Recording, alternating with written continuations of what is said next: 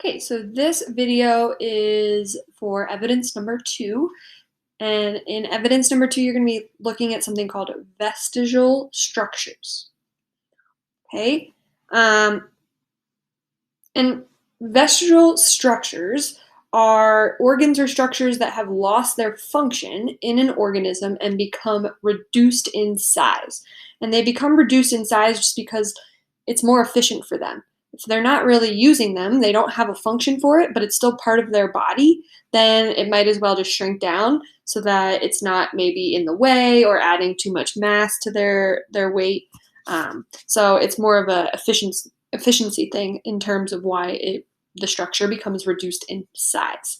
And two examples of this, one, penguins' wings. So we talked about penguins at the beginning of the year, and a lot of you already knew they don't really fly. So their wing structure and bone structure is actually smaller than typical birds because they don't really use them for their purpose of flying. Another example of a vestigial structure is snakes. They have leg bones in their bone structure. However, we know snakes don't really have feet or crawl or walk. So the leg bones are actually really tiny, but they are a sign that what this is a sign of is that they possibly had an ancestor a long time ago that had legs. So we would assume, and the theory is that snakes evolved from an organism that once had feet because they have this vestigial structure. So for number 1, you're looking at a cave fish and a minnow, which are another example of this phenomenon. And you can see it's pictured here. So the minnow is the top picture, the cave fish is the bottom. The cave fish and the minnow are related, but the cave fish is blind. Okay? So this is an example of a vestigial structure. The cave fish still has their eyes. However, they just are blind. They can't use them. So questions A and B kind of have you thinking about A is, what are two similar traits that the minnow and cavefish have in common that suggests that they share a common ancestor? Okay, so what are two traits just by visually looking at them that they have in common? And then B, why do you think the cavefish would lose the trait of eyesight over time and go blind? And my hint to you is think about its name. Cave fish, what do you know about caves? And specifically underwater caves, what do you think they're like? And why would that relate to a fish losing the trait of eyesight? Question 2 is all about vestigial structures in humans, okay?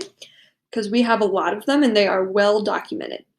So in this chart is a big list of human vestigial structures. Your job is to suggest a possible function for each structure and explain why you think it became vestigial, meaning why do you think it is no longer being used and has shrunk in size? For this question, this is what do you think? You're not probably going to know the exact answer.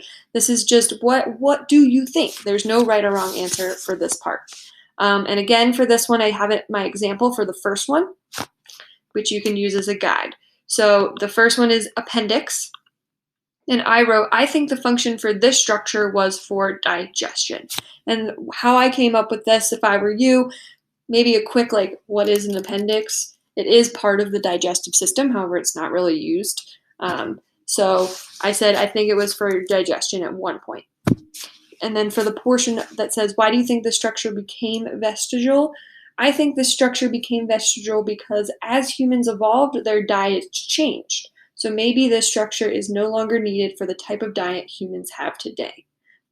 My thought process was maybe at one point this structure was used because we ate differently long ago.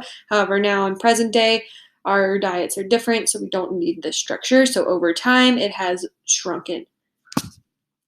Then you have 5 other structures to look at that you need to fill in on your own, and I give you sentence frames there.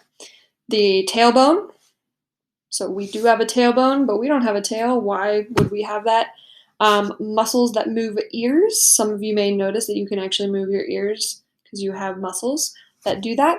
Muscles that make our hair stand up, such as on our arm. So like when we're scared, that sometimes happens. Our little toe, which seems to be kind of useless, and wisdom teeth, which some of you may or may not have gotten taken out yet because they're not necessary. So your job is to just continue filling in the chart using my example as a guide.